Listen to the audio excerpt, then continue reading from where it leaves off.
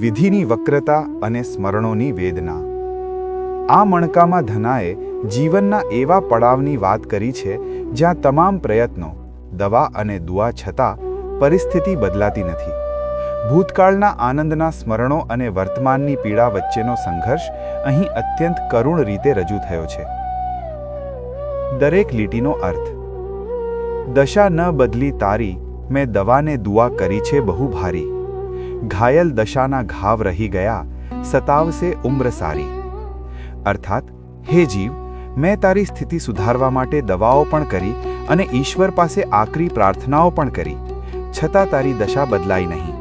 આ વિષમ પરિસ્થિતિએ હૃદય પર જે ઘાવ આપ્યા છે તે હવે કાયમી રહી ગયા છે અને આખી જિંદગી ઉમ્ર સારી મને સતાવતા રહેશે। ભીનાશના ઓસરી તારી, આંખોમાં બાંધી એક ક્યારી। ફૂલ છોડને એ લાગે પ્યારી, પણ મારા માટે અતિ ખારી। અર્થાત, વિરહ કે દુઃખના આંસુઓની ભીનાશ હજુ ઓછી થઈ નથી। જાણે આંખોમાં આંસુઓની એક ક્યારી બંધાઈ ગઈ હોય તેમ લાગે છે।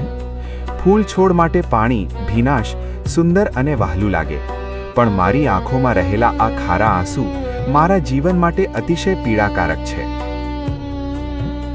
સમય પણ હતો કેવો મજાન, જાણે આનંદ ખજાનો। ઝડપ મારી ઝડપી ઉડ્યું પક્ષી, હું જોતો રહ્યો નજારો।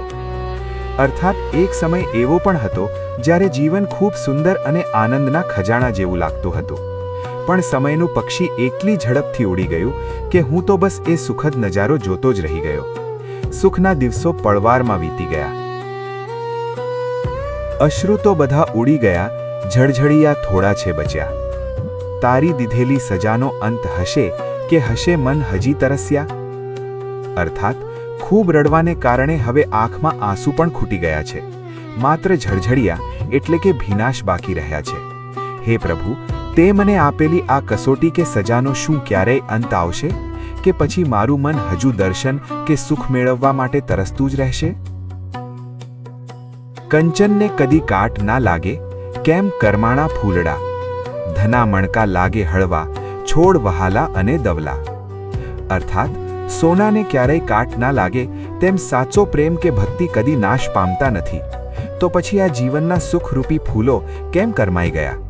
ધનો કહે છે કે જો તું પક્ષપાત અને મોહ છોડી દઈશ તો જ આ ભક્તિના મણકા તારા હૃદયને હળવાશ આપશે। મણકાનો સારાંશ। આ મણકાનો મુખ્ય બોધ સ્વીકાર છે। સમય અત્યંત બળવાન છે અને તે સુખના દિવસો ઝડપથી છીનવી લે છે। ભલે ગમે તેટલી પીડા હોય, પણ જો મનુષ્ય પક્ષપાત અને મોહ છોડીને ભક્તિમાં મન લગાવશે તો જ તેને આંતરિક શાંતિ મળશે। લેખક ધનજીભાઈ છગનલાલ પરમાર, મોરબી। સંપર્ક કરો 9518826034। તમારા વિચારો નીચે કમેન્ટમાં શેર કરો। કયા મણકાએ તમને સૌથી વધુ પ્રભાવિત કર્યા?